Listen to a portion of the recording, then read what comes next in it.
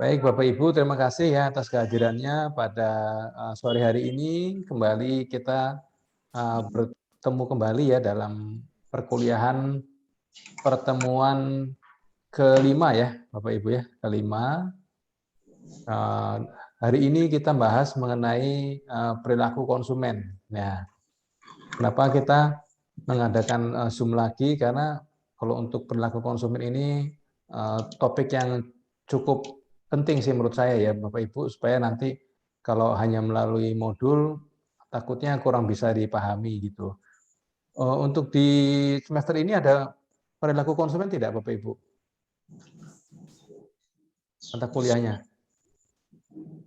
Semester yang lalu, Pak. Semester lalu ya, iya. Kalau begitu kita refresh kembali ya Pak ya, perilaku konsumen dan juga bagaimana kaitannya nanti dengan online marketing gitu ya. Ya, saya izin untuk share screen. Nah, baik Bapak Ibu, sudah terlihat ya untuk screen-nya.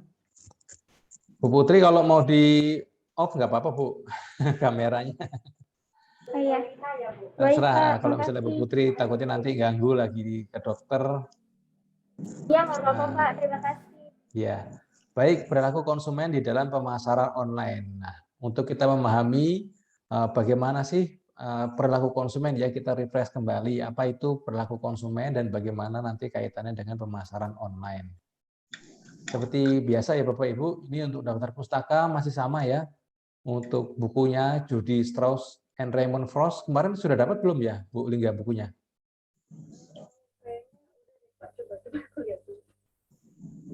Ada di itu ya. Beli di mana Bu? Tokopedia apa di mana? Di Shopee Bapak. Oh, Shopee. Tapi asli apa ini? Asli. Ini ya, bukan ya Pak, beda lagi ya. Kayaknya aku salah ini deh kemarin. Oh, ini kayak gini ya kalau yang edisi ini ya, 7, edisi 7. Nah, tapi nggak apa-apa sih Bu, mau edisi berapa juga. Biasanya sih sama ya, kurang lebih isinya sama-sama, tapi ada perubahan sedikit-sedikit aja gitu biasanya. Gitu. Nah, kalau mau yang Steve Elliott yang ini gitu. Ya.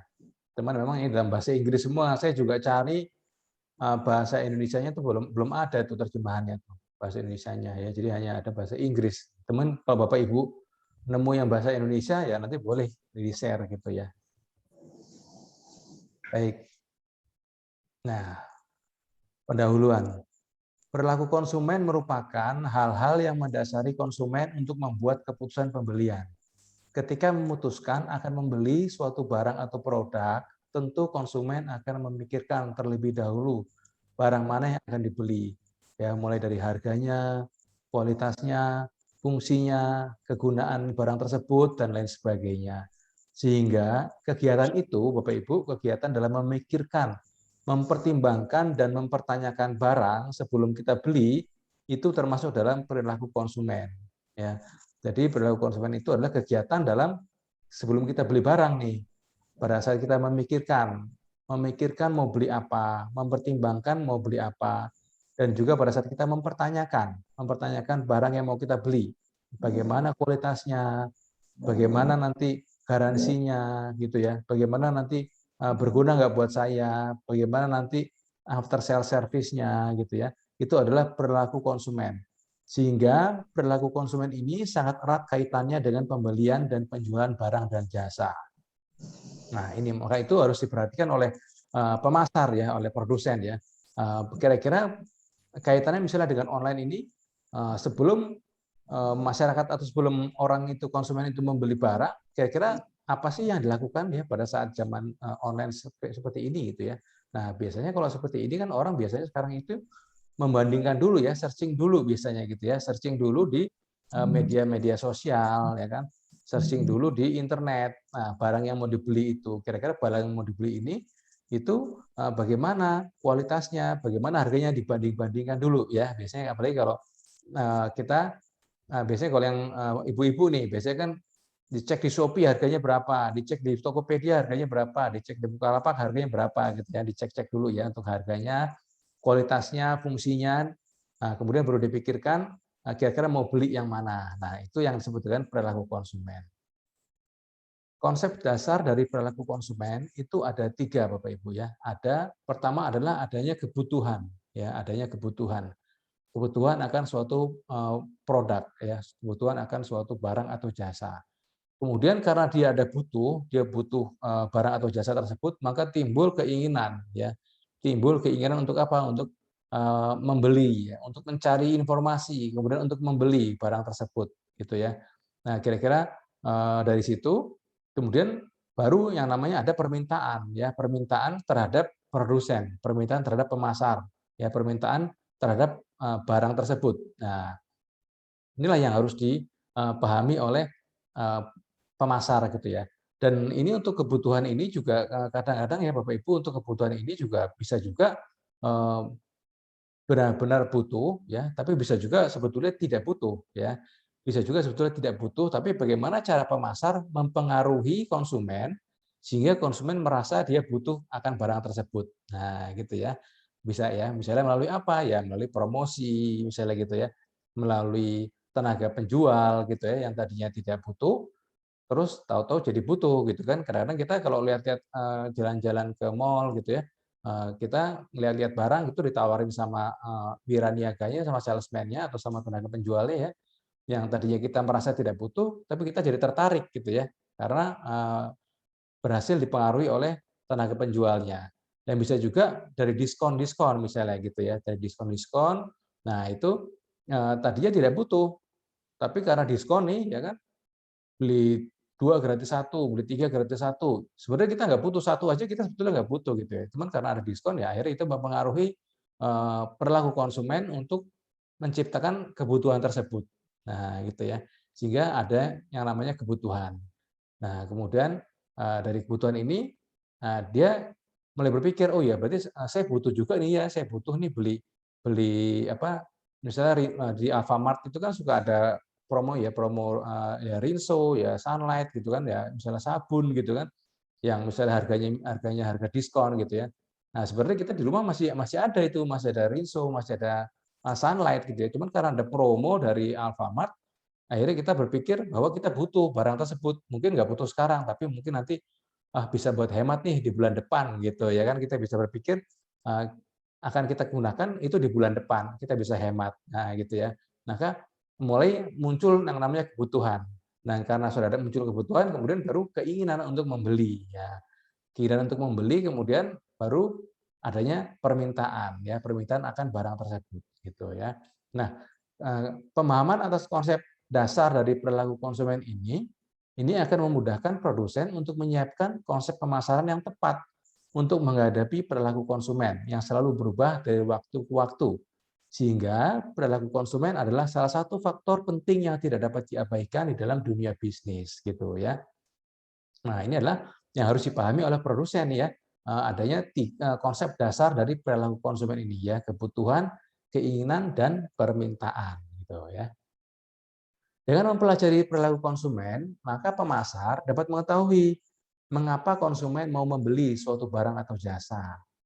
Terus siapa yang mempengaruhi seseorang untuk membeli, kapan akan belinya, jenis dan model barang seperti apa yang akan dibeli, kemudian mengapa konsumen selalu mengajukan banyak pertanyaan ketika melakukan pembelian, atau malah sebaliknya tidak bertanya sama sekali. Kemudian juga cara pembelian dan sebagainya. Nah, ini ya. Jadi dengan mempelajari tadi perilaku konsumen, maka pemasar bisa tahu nih Bapak Ibu ya, kenapa dia mau beli barang atau jasa. Oh, tadi ternyata karena ada diskon gitu ya. Sebelum di diskon barang ini nggak laku gitu. Nah, begitu pemasar membuat program diskon, barangnya langsung laku gitu. Misalnya, oh berarti konsumen mau beli karena adanya diskon misalnya gitu ya.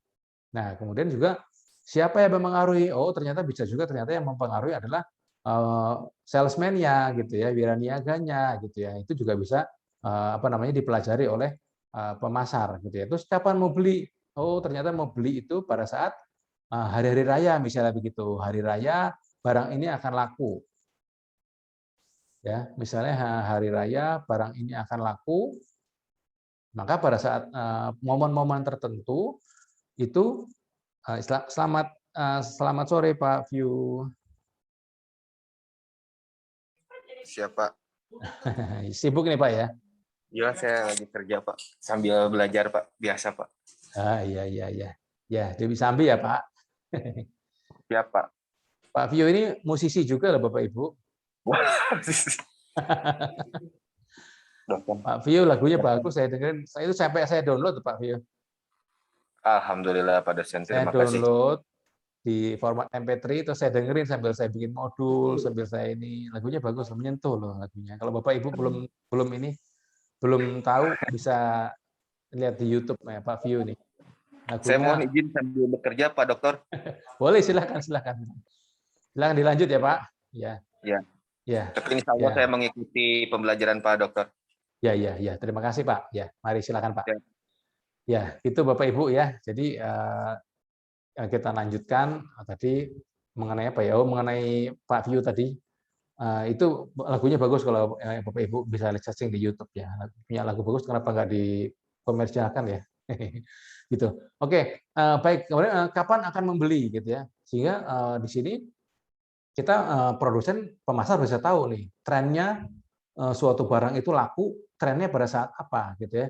Misalnya pada saat online ini biasanya kalau harganya itu didiskon di online itu kan pada saat tanggal-tanggal cantik ya teman-teman ya. Bapak Ibu ya, misalnya 9/9/2021 misalnya gitu ya. Nah, itu Iya, promo Pak. seperti itu. Betul ya, Bapak Ibu ya? Iya. Nah, pada saat itu Gajian, Pak. nah, iya. Pada saat-saat tanggal seperti itu atau misalnya promo gajian ya pada saat gajian tanggal-tanggal 25, 28, tanggal 1. Nah, itu biasanya adalah saat-saat si konsumen ini membeli barang. Nah, sehingga pada saat-saat itu itulah momen-momen pemasar itu bisa mempromosikan barangnya lagi gitu ya. Misalnya promo tadi ada promo beli apa gratis berapa, beli 2 gratis 1, misalnya itu bisa disesuaikan dengan trennya. Misalnya pada tanggal 99 atau pas pada saat momen gajian gitu kan. Ayo mumpung gajian. Ayo kapan lagi gajian boleh tiap bulan, tapi barang seperti ini tidak setiap bulan ada, misalnya gitu. Saya pernah baca tuh ya, saya pernah melihat iklannya, dia jualan apa gitu itu, barang seperti ini, oh itu pre-sale teman-teman ya. Apa sih namanya pre-sale ya? Pre-sale apa? Pre-love ya. Pre-sale, Pak. Ya. Pre-love itu barang yang sudah pernah kita pakai terus kita jual kembali. Oh ya, nah ya seperti itu ya, Bu ya. Jadi misalnya yang barang second, tas second gitu ya kan. Nah itu kan istri saya suka dengerin kayak gitu. Barang premium biasanya Pak, kayak Coach. Iya, Mbak Putri tahu banget ini masa belanja nih Mbak Putri nih. Iya. Nah kayak gitu Bapak Ibu. Jadi pada saat momennya itu pas tanggal gajian gitu kan, dia promosiin barang itu ya tiap bulan mumpung gajian nih ibu-ibu misalnya gitu, mumpung gajian ibu-ibu barang seperti ini tidak setiap bulan ada, tapi kan Bapak Ibu kalau ibu-ibu tiap bulan gajian, tapi barang seperti ini tidak setiap bulan ada. Ayo sekarang disikat gitu barangnya gitu ya Bapak Ibu. Nah itulah si pemasar ini bisa mempelajari nih perilaku konsumen. Oh, mumpung saat gajian maka orang pegang duit. Nah, pada saat mumpung belum dibelanjakan, itulah disodorin barang-barang mereka gitu ya. Nah, kemudian juga jenisnya, model barang seperti apa yang akan dibeli gitu ya. Senangnya itu yang seperti apa yang laku gitu ya. Dan kemudian konsumen kenapa kok ada yang nanya melulu gitu kan, kalau kita misalnya lagi online gini kan, di chatting nanya melulu nih. Ini ready nggak, barangnya seperti apa, kenapa? Oh ternyata saya pernah mendapati suatu toko online ya, yang dia itu begitu banyak barang-barang yang jarang gitu ya, barang-barang yang jarang. Ternyata pada saat saya ngechat ya ke dia, barangnya itu nggak ada ya Bapak Ibu. Sebenarnya barangnya itu nggak ada. Jadi dia nggak tahu, hanya nampilin di toko online itu barang-barang tersebut, tapi sebetulnya stoknya itu nggak ada gitu ya. Nah itu juga harus pemasar juga harus ini juga introspeksi juga ya, sehingga kenapa kok banyak yang bertanya gitu ya, banyak yang bertanya, tapi apa namanya, ada juga yang nggak bertanya, banyak bertanya tapi nggak mau beli misalnya begitu. Nah ternyata ada juga yang barang-barangnya itu mungkin kurang dijelaskan secara rinci ya pada saat kita jualan secara online gitu ya, kurang dijelaskan spek-speknya secara rinci sehingga orang banyak bertanya, Dan juga mungkin karena ada juga yang barang-barangnya itu yang sebetulnya stoknya habis, tapi dia tetap tampilin di displaynya dia, sehingga orang mau beli tanya dulu gitu loh. Karena mereka ragu kalau nanti mereka langsung beli, ternyata barangnya tidak ada, seperti apa namanya pengalaman-pengalaman sebelumnya. Nah, seperti itu ya. Nah, kemudian juga yang penting juga adalah cara pembelian nih Bapak Ibu ya. Cara pembelian itu juga merupakan salah satu yang harus diperhatikan oleh pemasar. Cara pembelian ini seperti apa? Yaitu ada yang bisa apa namanya nyicil, ya kan? Ada yang harus cash, ya. Terus ada yang bisa pakai kartu kredit, ada yang harus misalnya hanya transfer, misalnya begitu. Nah, seperti zaman online sekarang nih Bapak Ibu ya, itu kadang kita kalau beli barang ya di Instagram gitu kan, itu kita klik kan nanti kan apa namanya klik link bio gitu ya, kita klik link bio di situ nanti ada langsung kita terhubung sama WhatsApp-nya mereka gitu kan, ketemu WhatsApp-nya mereka langsung kita di situ kita tanya, Kak ini ready nggak barangnya? Oh ready. Saya mau beli dong. Oh boleh Kak gitu kan. Caranya bagaimana? Oh silakan Kak transfer misalnya gitu kan ke nomor rekening ini. Nah ada juga beberapa konsumen yang tidak nyaman Bapak Ibu ya kalau harus transfer gitu ya. Tapi ada juga yang tidak mempermasalahkan itu gitu ya. Cuman sebagian besar saat ini ya dengan adanya banyak sekali penipuan gitu ya digital sekarang ini ya. Orang kalau langsung disuruh transfer suka ragu-ragu. Nah, biasanya orang tanya, bisa COD nggak? Misalnya gitu ya kan. Kalau dia bilang bisa, nah biasanya lebih percaya tuh. Ya, terus kemudian ada juga yang mereka nggak mau COD, nggak mau transfer, tapi maunya transaksinya melalui Bukalapak atau Tokopedia gitu ya, karena mereka merasa itu lebih aman. Nah itu juga merupakan cara pembelian yang harus disadari oleh pemasar, apalagi di zaman online seperti sekarang ini, Bapak Ibu ya, di mana orang sudah saat ini kita coba tidak pegang duit banyak-banyak seperti dulu gitu ya. Kita paling pegang duit ya secukupnya aja gitu ya, karena kita melakukan transaksi lebih sering online saat ini ya. Baik belanja kebutuhan sehari-hari, kita kan mau ke apa ke mall gitu takut gitu ya, mau ke apa belanja beli barang-barang kebutuhan pokok juga takut gitu ya. Maunya mereka sekarang ini cenderung ke online gitu kan ya, seperti ke pertemuan kita kemarin bahwa cenderung saat ini orang maunya online semua, mau beli beras gitu kan, mau beli apa itu online ya. Jadi pada saat si pemasar ini ya mengiklankan produknya di Instagram, tapi hanya bisa melalui transfer, nah itu akan mengurangi apa namanya mengurangi pendapatannya dia karena tidak semua konsumen saat ini merasa nyaman transaksi melalui transfer gitu ya, apalagi kalau belum dikenal gitu ya, kecuali mungkin sudah dikenal gitu ya, sudah dikenal official store gitu ya. Kalau misalnya saya beli dari Pak View nih misalnya, transfer ya saya berani karena kenal. Tapi kalau tidak kenal ya, apalagi jumlahnya yang sungguh apa jumlahnya itu tidak sedikit gitu ya, maka konsumen akan ragu-ragu. Nah, alangkah baiknya saat ini adalah selain bisa secara COD, bisa transfer, juga bisa melalui media Tokopedia, Bukalapak, Shopee gitu ya, Blibli. Nah, itu juga mempengaruhi perilaku konsumen zaman saat ini ya Bapak Ibu ya, di zaman digitalisasi seperti ini. Nah, demikian juga kalau di Tokopedia itu bisa pembayarannya kan bisa ya dicicil Bapak Ibu ya. Kalau Bapak Ibu beli barang yang harganya kalau nggak salah di atas 1 juta gitu ya, itu ada pilihan itu mau bayar penuh atau mau bayar 3 kali atau mau bayar 12 kali itu bisa Bapak Ibu ya. Nah itu juga mempengaruhi sehingga membuat konsumen itu lebih lebih mau membelanjakan uangnya gitu ya, karena melalui media-media itu mereka bisa melakukan secara kredit seperti itu. Nah itu juga harus dipikirkan oleh pemasar pada saat-saat zaman-zaman saat ini gitu Bapak Ibu ya, sehingga nanti akan menghasilkan ini pundi-pundi uang ini seperti ini gitu gambar ini gitu ya. Nah, untuk tipe konsumen menurut Schiffman ini ada Schiffman dan Kanuk ini dia adalah ahli perilaku konsumen ya, ada 2 gitu ya. Ada konsumen individu, ada konsumen organisasi. Nah, apa bedanya? Ya kalau individu ya konsumen kayak kita nih masing-masing gitu kan. Ya, konsumen kita masing-masing. Sedangkan kalau konsumen organisasi ya dia jualnya adalah ke organisasi gitu ya. Misalnya spare part kayak gitu ya, spare part dia jualnya misalnya dari spare part-nya mobil jualnya ke Astra misalnya gitu ya, spare part-nya motor jualnya misalnya ke Honda gitu misalnya gitu ya. Jadi jualnya ke organisasi ya. Kalau yang konsumen individu ya seperti kita beli makanan langsung ke restoran, ya kan kita beli ke Starbucks, beli kopi, nah itu kita adalah konsumen individu. Tapi kalau organisasinya ya orang yang jualan ke Starbucks-nya, misalnya jualan cup-nya, gitu kan, jualan kopinya ke Starbucks-nya, misalnya jualan alat makannya ke Starbucks-nya. Nah itu ya perbedaan tipe konsumen menurut Schiffman dan Kanu.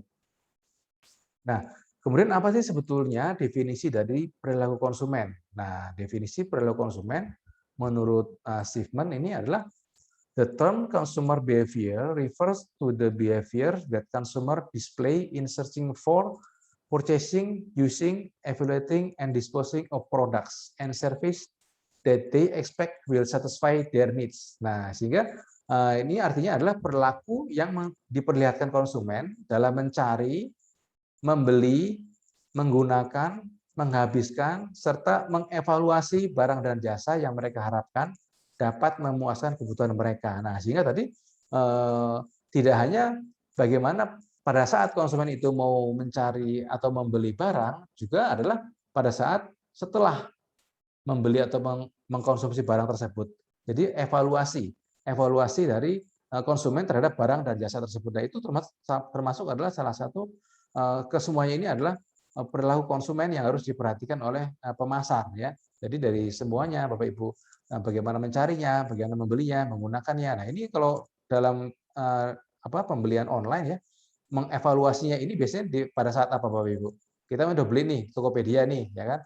Nah, kemudian kita mengevaluasinya gimana Bapak Ibu biasanya? Yang ini Bu Putri.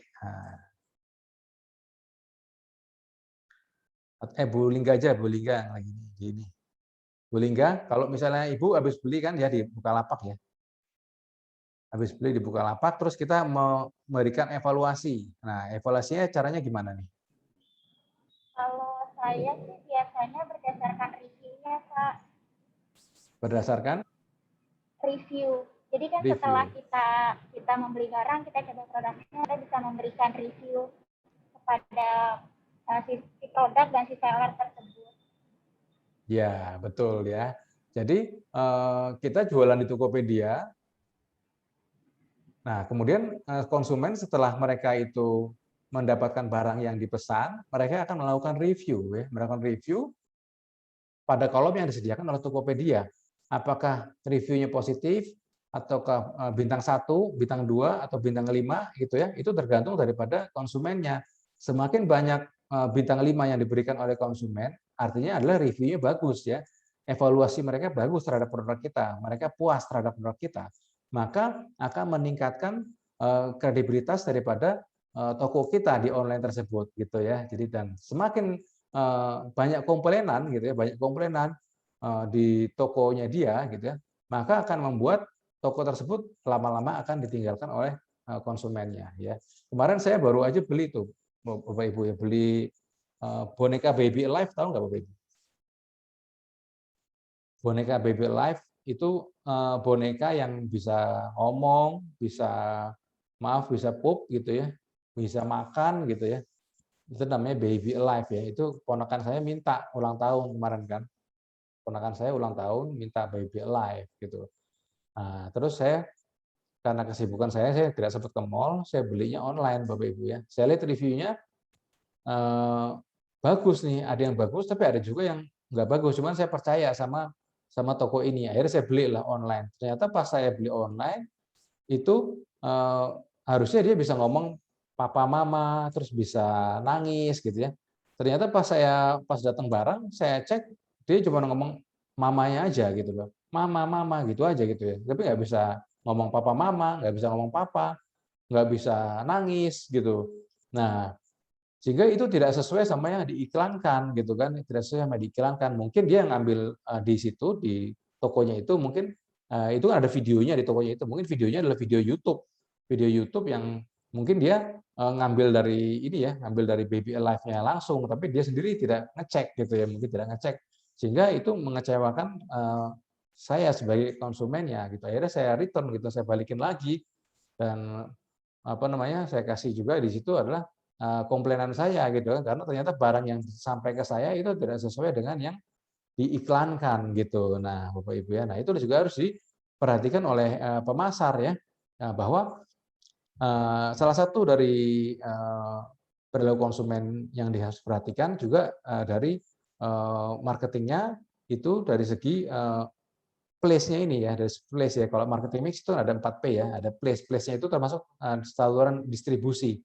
Nah, di situ juga pemasok juga termasuk di situ. Nah, kita sebagai pemasar, sebagai penjual harus memperhatikan juga kira-kira pemasok kita itu siapa, Bapak Ibu ya. Jadi jangan sampai kita mendapatkan barang yang tidak bagus, malah mendatangkan banyak komplain dari konsumen kita ya. Jadi bukannya kita dapat untung, malah kita rugi gitu Bapak Ibu ya. Jadi dalam kita sebagai pemasar, apalagi saat ini online ya, di mana semua itu mudah untuk orang melakukan review ya, melakukan bahkan juga pujian ya, baik review, pujian maupun cemoohan terhadap toko kita gitu ya. Itu mudah sekali ya melalui media sosial, melalui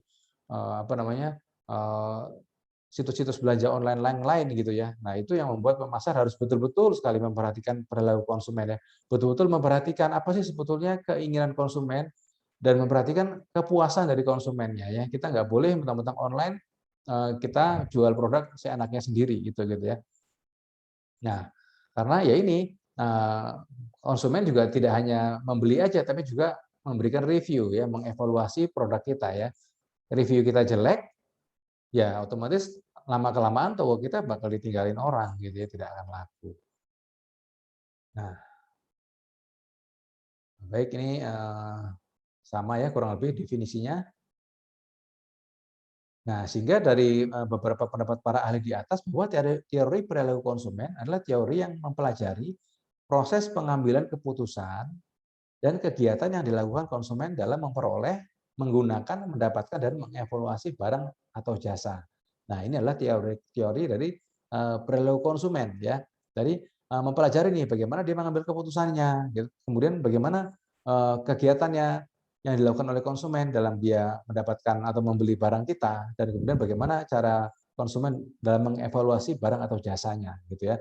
Nah, di zaman dunia yang saat ini semuanya pemasaran online ya, pada saat konsumen itu mengambil keputusan, pasti dia sebelumnya sudah searching dulu ya Bapak Ibu ya, baik itu di media sosial ya, di Instagram, maupun review-review dari pembeli-pembeli sebelumnya ya, mengenai suatu produk yang akan dia beli, dan juga mungkin termasuk juga toko kita gitu ya. Mungkin toko kita juga dia juga mungkin searching juga di Google gitu ya mungkin ya. Apalagi kalau misalnya barangnya yang harganya tidak murah gitu ya. Karena konsumen pengen tahu ini toko kita ini kira-kira tokonya bisa dipercaya apa tidak gitu kan, untuk mereka melakukan transaksi gitu ya. Nah, setelah itu juga baru mereka akan melakukan pembelian gitu ya. Kemudian setelah melakukan pembelian akan mengevaluasi barang atau jasa tersebut gitu ya. Nah, termasuk ini ya di gambar ini ya, sale. Nah, ini adalah seperti tadi kita sudah bahas di depan, bahwa diskon sangat mempengaruhi perilaku konsumen tadi ya. Kenapa konsumen beli pada saat apa? Oh, ternyata pada saat diskon atau sale. Nah, gini ya. Ini juga kita harus hati-hati juga, jangan sampai kita punya toko ya, kita bikin sale harganya murah gitu, tapi ternyata sebetulnya lebih mahal daripada toko lain gitu ya. Kadang-kadang ada seperti itu ya. Kita kalau beli barang, kalau kita lihat di media di Bukalapak, Tokopedia gitu ya, harganya murah gitu ya, tapi ternyata di situ ada tulisannya diskon dari 100.000 misalnya dicoret jadi 75.000. Ternyata di toko lain memang harganya 75.000 gitu kan, atau memang harganya ternyata lebih murah sebetulnya gitu ya. Nah, itu juga memberikan juga, kalau seperti itu memberikan konsumen juga melihat toko kita yang seperti itu juga dia malas beli, malah Bapak Ibu ya malas beli lah. Ini kok malah harganya di diskon, memang harganya memang segitu kok gitu kan. Akhirnya konsumen malas beli. Nah, itu ya, kita juga harus hati-hati ya dalam kita memberikan diskon atau sale ini gitu. Nah, untuk jenis-jenis konsumen ini ada dua nih ya Bapak Ibu. Untuk jenis konsumen, ada konsumen yang rasional, ada konsumen yang irasional. Nah, ini juga harus disadari oleh pemasar nih ya. Nah, seperti apa konsumen yang rasional? Nah, Konsumen yang rasional adalah konsumen yang memang mereka itu beli ya karena mereka betul-betul butuh, Bapak Ibu ya, betul-betul butuh untuk beli barang tersebut ya, sehingga apa namanya, si konsumen ini membeli hanya barang yang dibutuhkan saja gitu ya. Misalnya memang dia butuh kebutuhan sehari-hari ya, kalau kita lihat di pemasaran online gitu kan, ya memang butuhnya banyak juga sekarang adalah misalnya sampo ya, sabun gitu ya, beras gitu ya.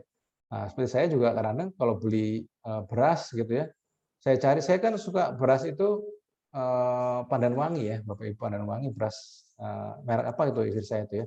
Nah, itu kadang-kadang di toko kayak di Indomaret atau di hypermart itu malah nggak ada ya, tapi adanya itu di online gitu ya. Nah, jadi saya hanya belinya kalau itu di online, dan juga misalnya sabun ya, sabun itu ada beberapa jenis sabun yang tidak ada di ada tapi biasanya habis melulu ya kalau di toko-toko yang offline ya, adanya di online. Nah, itu adalah saya termasuk konsumen yang rasional di sini ya, karena saya beli barang-barang yang dibutuhkan ya. Cuman terkadang kita termasuk menjadi juga konsumen irasional gitu ya. Dalam arti kalau konsumen irasional adalah konsumen yang membeli barang-barang yang sebetulnya tidak butuh gitu ya.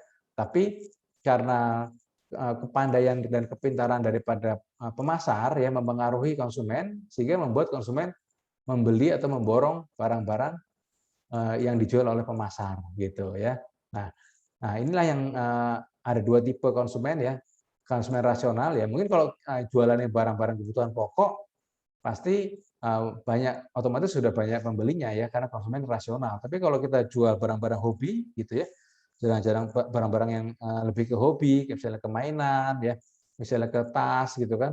Nah, untuk misalnya barang-barang yang bersifat apa namanya bukan kebutuhan pokok, nah itu merupakan usaha ekstra keras dari pemasar bagaimana mempengaruhi konsumennya supaya mau membeli barang mereka gitu ya. Seperti yang tadi misalnya gajian tiap bulan, tapi barang seperti ini hanya ada saat ini. Ya, ayo dibeli, disikat sekarang. Belum belum tentu bulan depan ada lagi. Nah, seperti itu gitu ya. Itu adalah contoh-contoh promosi ya, promosi yang bisa mempengaruhi konsumen dari rasional menjadi irasional. Nah, gitu ya.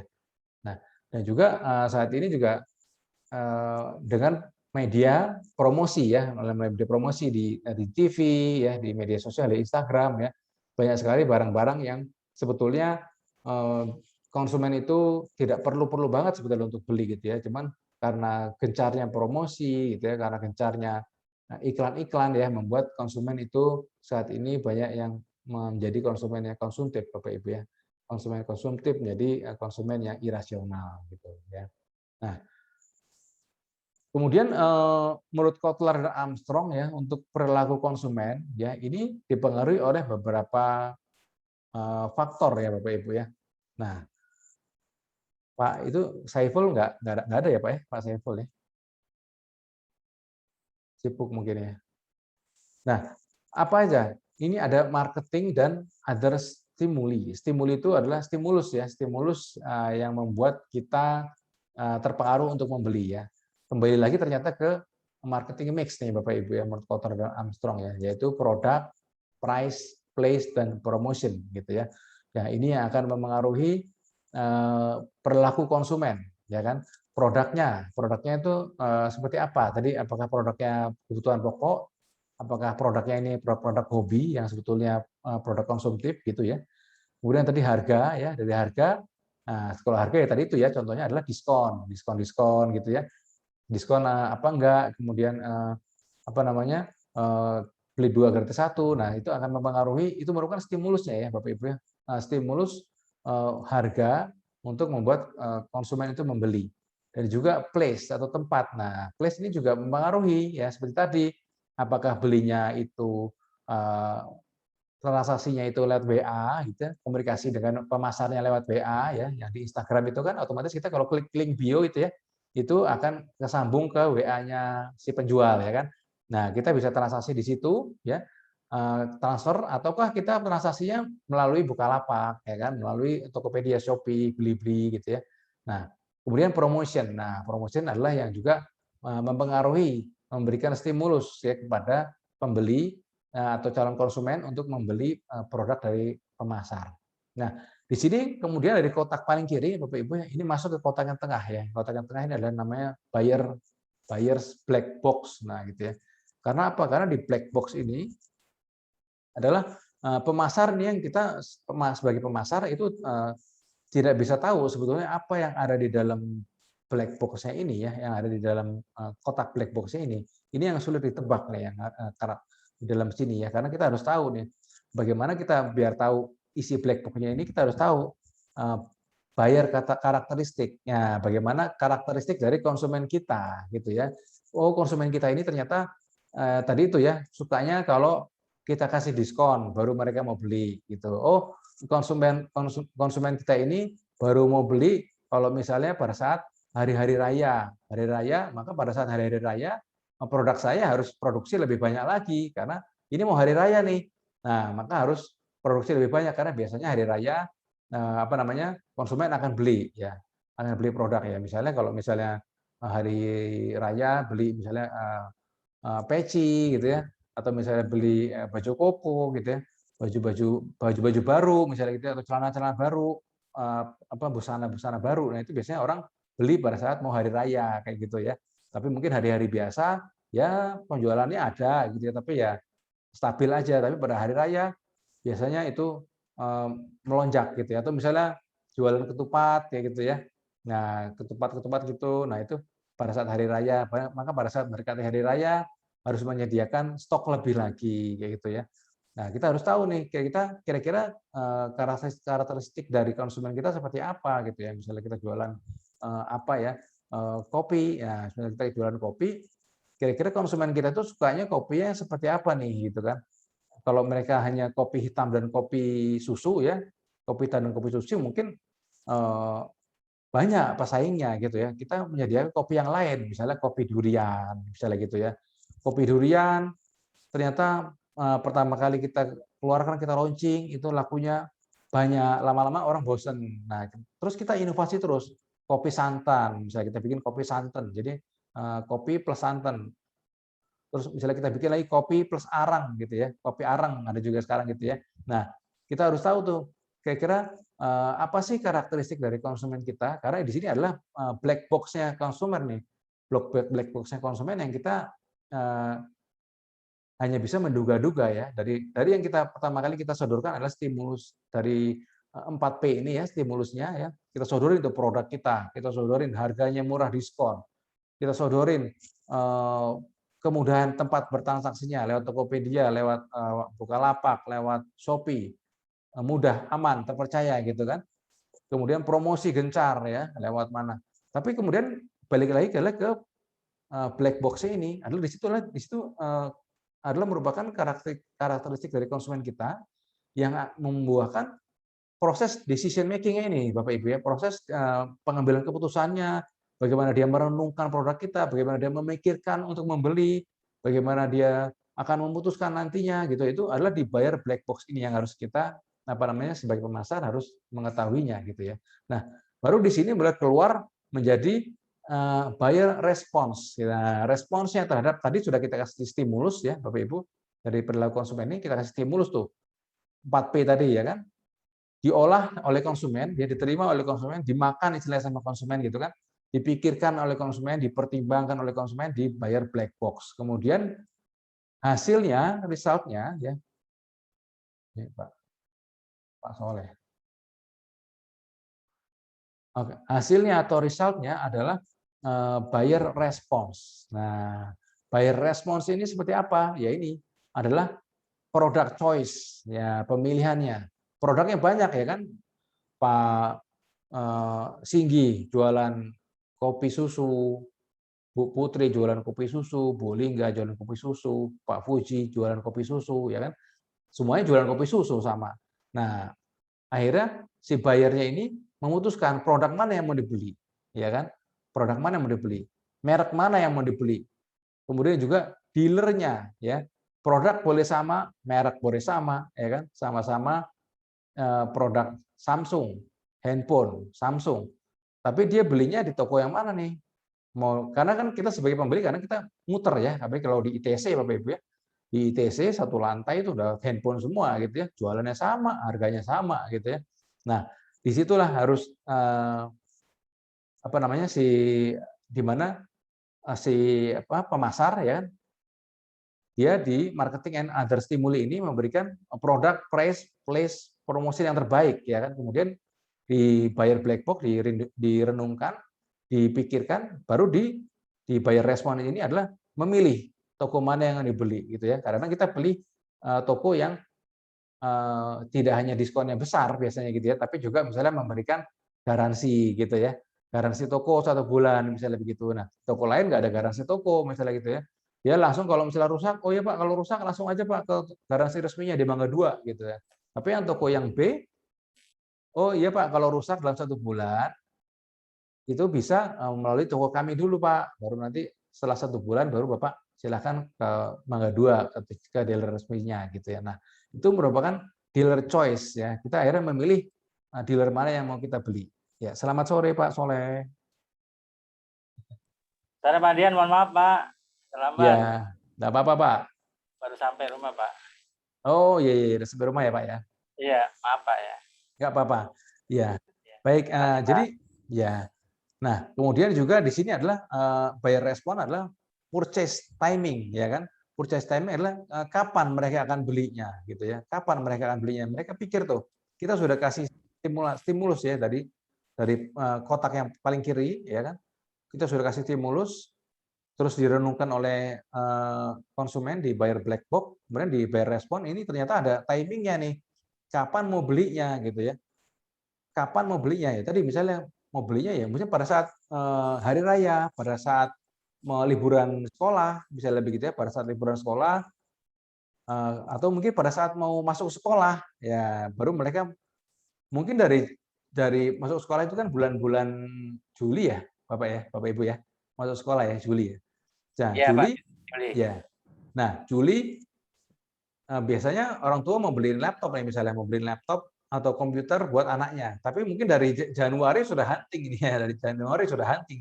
Sudah cari-cari, Januari cari sambil ngumpulin duit segala macam. Nah, tapi mereka akan belinya adalah pada saat di dekat-dekat masuk sekolah, ya di liburan sekolah.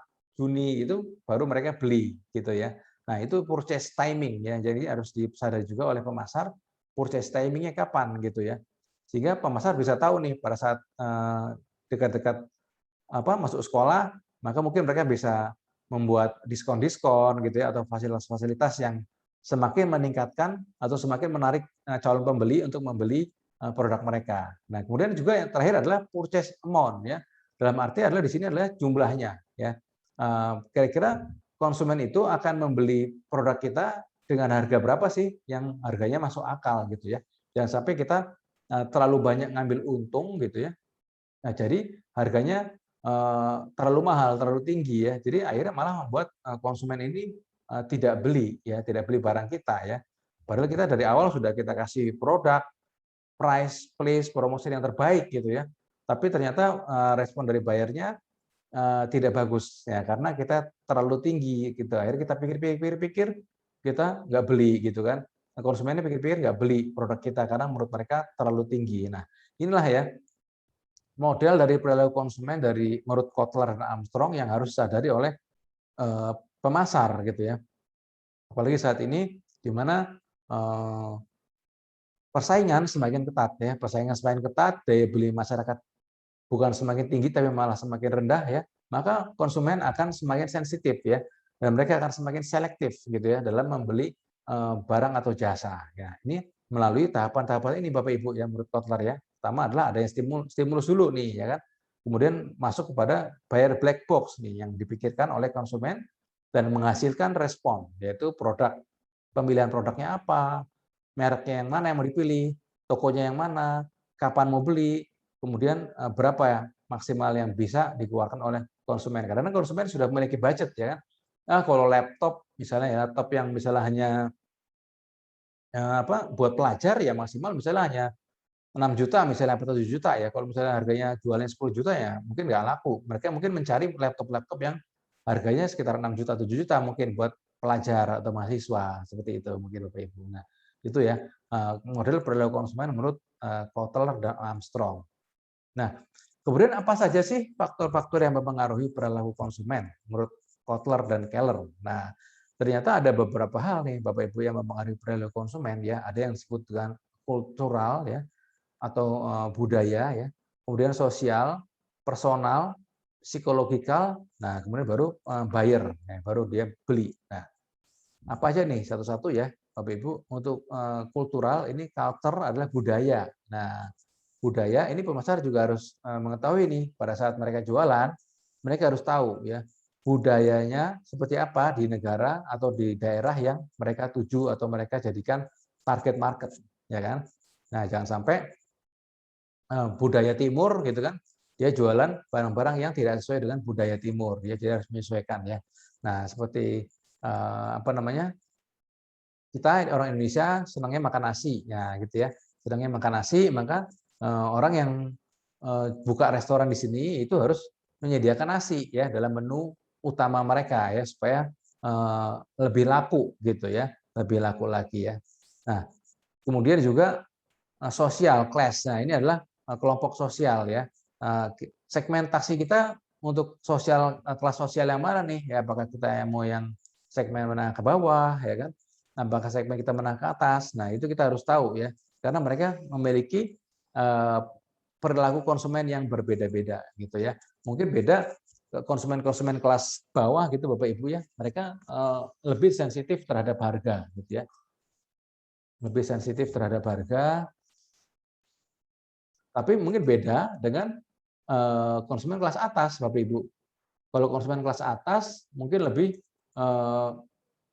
mementingkan value-nya gitu ya. Harga tidak masalah asal value-nya atau manfaatnya itu tinggi buat mereka gitu ya. Nah, kayak atau misalnya gengsinya gitu ya, ya seperti mobil-mobil BMW gitu ya, itu mereka tidak sensitif terhadap harga gitu ya.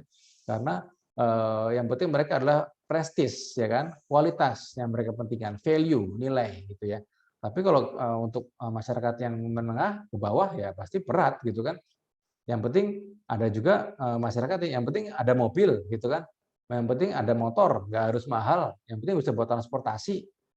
Orang sama-sama kok buat transportasi gitu ya. Nggak harus yang bermerek misalnya gitu. Yang makan juga misalnya ya yang penting makan ayam ya ayam goreng, nggak harus ayam yang bermerek, nggak harus KFC gitu ya. Kalau belanja nggak harus di mall, cukup di pasar. Toh sama-sama beli barangnya, sama-sama beli baju gitu. Nah ini yang harus perhatikan oleh pemasar ya dalam hal kultural ini ya. Kemudian dalam hal sosial ya. Sosial pertama adalah reference group ya. Nah, ini harus perhatikan ya, kelompok sosial adalah reference group atau grup referensi ya.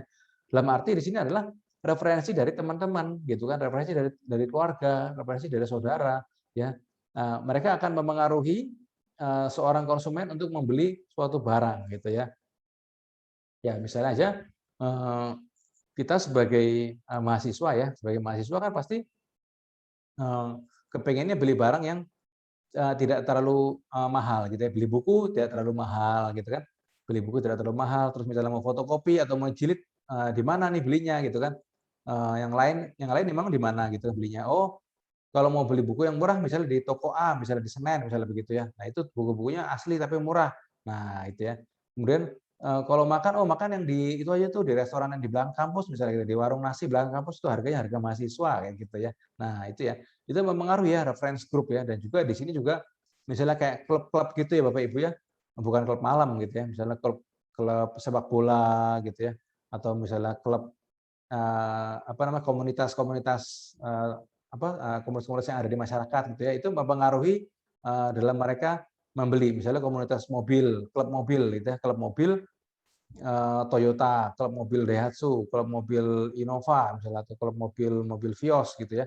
Mereka yang punya klub-klub ini adalah saling mempengaruhi itu. Jadi mereka kalau mau beli spare part, mau servis, atau mereka mau ganti mobil itu mereka saling berkomunikasi di antara satu anggota klub itu gitu ya.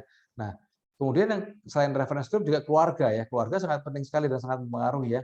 Ya, kita pada saat konsumen mau beli barang, kita mau belanja nih.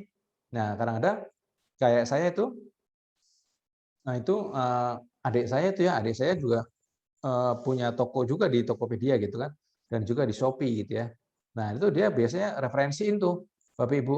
kalau misalnya mau beli apa makanan, misalnya somai atau mau beli bakso ada yang enak gitu ya, itu ada linknya tuh dikasih saya gitu ya. Ini kalau mau nyobain makanan nih linknya nih gitu kan, enak nih rasa somainya enak, linknya ini gitu ya. Nah itu juga mempengaruhi ya keluarga ya, mempengaruhi perilaku konsumen. Kemudian juga adalah role and status. Nah ini juga mempengaruhi nih Bapak Ibu ya, status atau juga pekerjaan daripada konsumen ya, apakah dia seorang manajer atau dia ada seorang staff, apakah dia apa namanya seorang politisi atau apa, itu juga mempengaruhi perilaku konsumen dalam dia membeli barang atau jasa. Nah kemudian juga personal ya, personal adalah ya itu ya, ada personal ini ada age ya, ada usia gitu ya, lifestyle gitu kan, occupation pekerjaannya, keadaan ekonominya gitu ya, personality-nya bagaimana ya, dalam dia kesehariannya, apakah dia orang yang hemat, apa dia memang orang yang glamor gitu ya, yang apa namanya mengikuti perkembangan zaman, kalau ada yang baru pasti beli, ada tren baru pasti beli gitu. Nah kemudian juga yang mempengaruhi adalah faktor psikologi ya. Nah ini yang harus juga disadari adalah psikologinya ini ya, motivasi. Apa motivasi seorang konsumen untuk membeli produk kita, ya kan? Kemudian bagaimana persepsinya terhadap produk kita, ya?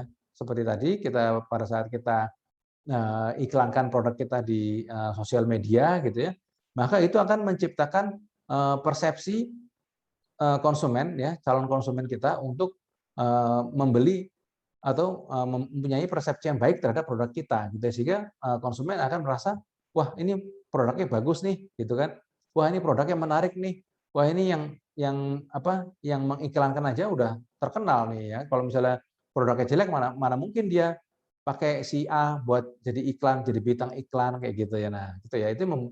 Sehingga itu mempengaruhi konsumen untuk membeli produk dari pemasar ya, meningkatkan motivasi gitu ya untuk membeli produk dari pemasar. Kemudian juga faktor learning. Nah, ini pembelajaran ya. Mereka konsumen kita juga belajar juga ya kan. Mereka mempelajari dulu ya sebelum mereka beli barang ya, mempelajari dulu, searching Google dulu, lihat-lihat dulu di Kaskus misalnya gitu ya, atau di toko-toko yang lain, di lapak-lapak yang lain gitu ya, di dalam kaitan dengan media sosial gitu ya, misalnya di WA atau di Twitter ya, apakah mereka belajar dulu tuh apakah barang yang mau dibeli ini, produk yang kita jual ini betul-betul worth it untuk dibeli gitu ya. Dan kemudian juga faktor belief and attitudes ya. Jadi mereka pada saat kita sudah memberikan motivasi, persepsi yang baik terhadap produk kita, mereka sudah mempelajari produk kita, maka mereka akan menimbulkan perilaku percaya apa enggak sama produk kita ini gitu ya. Percaya apa enggak untuk kita kemudian beli. Nah, ini juga faktor psikologikal yang harus disadari oleh pemasar ya untuk bisa memasarkan produknya, Bapak Ibu ya. Sehingga di sini akan terjadi buyer ya. Mereka akan membeli produk kita, ternyata dipengaruhi oleh beberapa faktor ini ya. Jadi ada faktor sosial budaya ya, faktor sosial gitu kan, faktor personal ya, faktor psikologikal. Nah, psikologi ini sebenarnya penting sekali gitu ya, menciptakan persepsi dari konsumen, menumbuhkan motivasi untuk membeli, yang tadi yang kamu beli jadi mau beli gitu kan, menimbulkan kebutuhan dari konsumennya. Nah, ini akan membuat keseluruhan ini mempengaruhi konsumen untuk membeli ya, terlebih di dunia online yang canggih seperti sekarang ini ya, di mana semua informasi ya tidak seperti dulu ya. Kita kalau dulu kan waktu zaman saya dulu, zaman Bapak Ibu sama lah kita ya kurang lebih tidak seperti sekarang ya, yang internet di mana-mana kita bisa searching Google ya. Dulu kan nggak ada Google gitu ya. Kalau beli barang ya beli aja gitu ya. Tapi di dunia sekarang ini semuanya serba online, pemasaran sudah masuk ke beberapa pemasaran marketing 4.0 ya, di mana semuanya sudah serba online ya, semua serba otomatis gitu ya. Nah, ini membuat konsumen lebih mudah untuk mempelajari produk kita ya, mudah untuk mempelajari produk kita dan mudah untuk membuat toko kita atau jualan kita itu lebih laris, dan juga bisa mudah juga menjatuhkan kita ya, membuat toko kita bangkrut bisa juga kita melalui review dari konsumen kita ya, seperti yang tadi disebutkan oleh Bu Lingga tadi gitu ya, Bapak Ibu. Nah, Kemudian untuk tahapan pengambilan keputusan, ya, menurut Kotler dan Armstrong, ya, ini pertama adalah need recognition, ya, membutuhkan pengakuan, ya, membutuhkan pengakuan atau membutuhkan kira-kira yang mau kita beli ini berharga nggak sih, gitu kan? Jadi dia butuh informasi nih ya, untuk mengetahui apakah yang kita tawarkan ini worth it apa enggak nih, gitu ya. Kemudian mereka mencari informasi ya, informasi di internet, ya kan, informasi di internet, informasi di ya itu grup reference, di family, di teman gitu ya. Kemudian setelah itu mengevaluasi beberapa alternatif yang ada gitu ya, beberapa alternatif yang ada. Ya misalnya kita mau beli barangnya di toko yang mana nih gitu kan, di toko yang mana, terus mau belinya kapan? Oh, belinya nanti aja itu soalnya belinya barang ini soalnya nanti bulan depan biasanya diskon akhir bulan nih gitu ya. Nah, kemudian di situ mempertimbangkan beberapa alternatif pembelian, kemudian melakukan pembelian, purchase decision. Baru setelah itu ada yang namanya post purchase behavior. Ya, post purchase behavior adalah reviewnya tadi ya. Apakah mereka akan beli lagi, ya, beli ulang, ya kan? Ataukah mereka akan bukan beli ulang, malah komplain, ya kan? Karena mereka termasuk tidak puas dengan produk yang ditawarkan, ya. Apalagi di online begini ya, banyak sekali penipuan ya. Mudah sekali ya kita membuat penipuan. Kita bikin barangnya, fotonya yang bagus, kita bikin deskripsinya barangnya bagus gitu ya. Ternyata yang diterima oleh konsumen tidak seperti itu gitu kan. Sehingga kalau kita mau jualan jangka panjang ya tidak bisa seperti itu ya, karena sangat penting memperhatikan post purchase behavior dari konsumen kita gitu ya. Nah, kemudian ya ini hubungan perilaku konsumen dengan strategi pemasaran ya tadi itu ya. Berarti tadi itu adalah konsep dasarnya Bapak Ibu adalah bahwa pentingnya mengetahui kebutuhan dari konsumen kita, ya kan? Kebutuhan dari konsumen kita apa, ya kan? Nah, kemudian dari kebutuhan itu baru timbul yang namanya permintaan tadi, ya, permintaan untuk membeli barang atau jasa kita.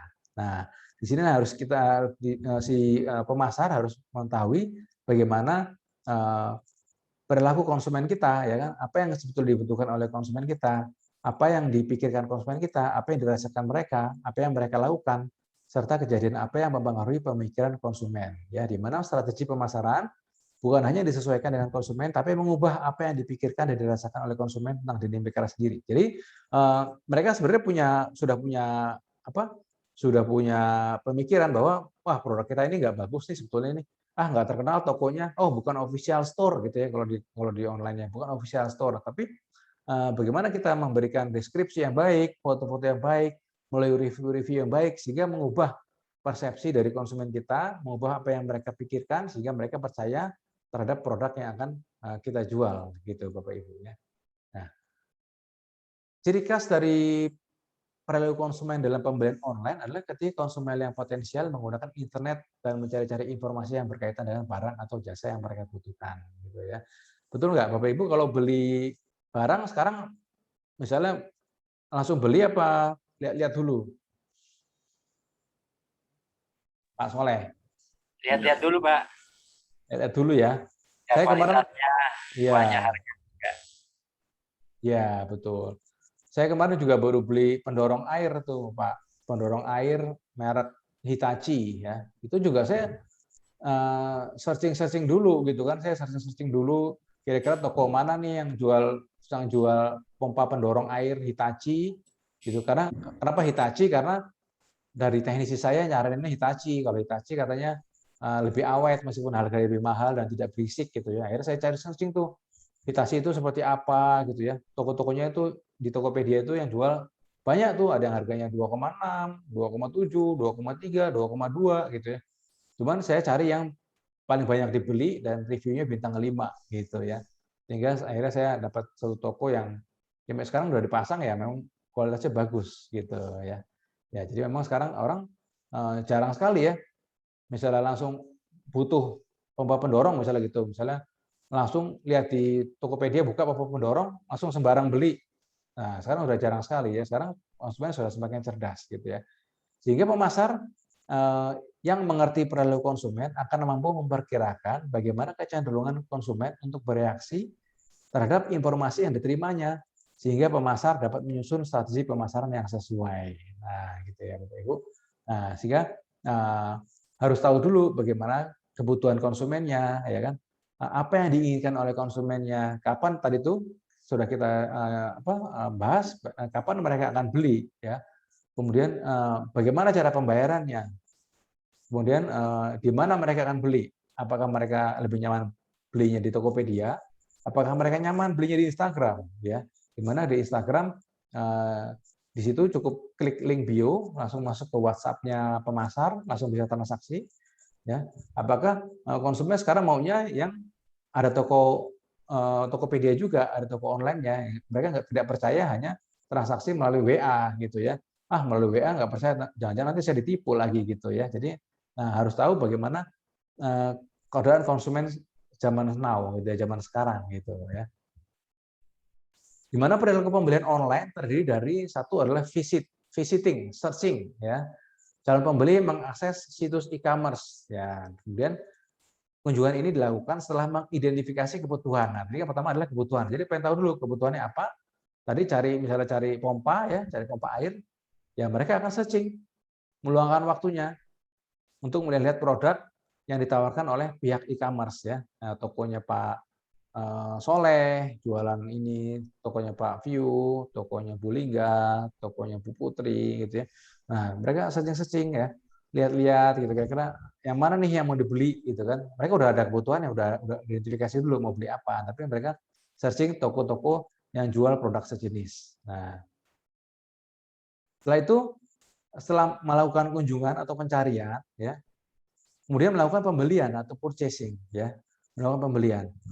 Ada beberapa hal yang melatar belakangi pembelian seseorang di situs e-commerce ya. Pertama, dia melakukan pembelian karena memang butuh barang atau jasa tersebut. Ya tadi saya gitu kan, saya butuh pompa air, saya beli ya karena saya butuh gitu kan. Yang kedua, membeli karena tertarik dengan promo yang ditawarkan oleh penyedia e-commerce ya. Kayak tadi misalnya Shopee gitu ya. Shopee gitu, 999, nah gitu misalnya gitu ya. Nah, itu mereka melakukan promosi gitu ya. Atau misalnya ya banyak sekali ya Bapak Ibu kalau sering main ke e-commerce ya, banyak sekali promosi yang ditawarkan ya. Diskon-diskon, ada juga poin-poin ya. Poin Anda sebentar lagi kadaluarsa gitu kan. Dalam 5 hari akan kadaluarsa gitu ya. Maka harus segera beli nih, sayang kalau nggak gitu ya. Nah, itu juga membuat orang, aduh, iya nih mau kadaluarsa nih, beli sayang duitnya gitu kan.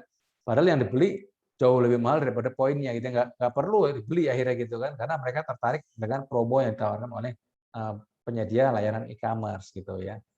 Nah, kemudian juga ada multi channel shopping, yaitu adalah fitur yang disediakan oleh situs e-commerce dalam bentuk penyediaan berbagai macam jalur atau cara pembelian. Ya tadi itu ya, mau belinya lewat mana nih? Mau belinya apakah pakai kartu kredit ya kan? Bisa dicicil 3 kali ya kan? Apakah belinya itu bisa cash, bisa juga melalui aku laku ya kan?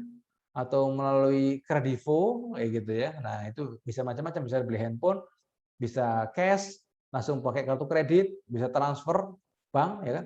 Bisa juga melalui aku laku gitu ya, macam-macam.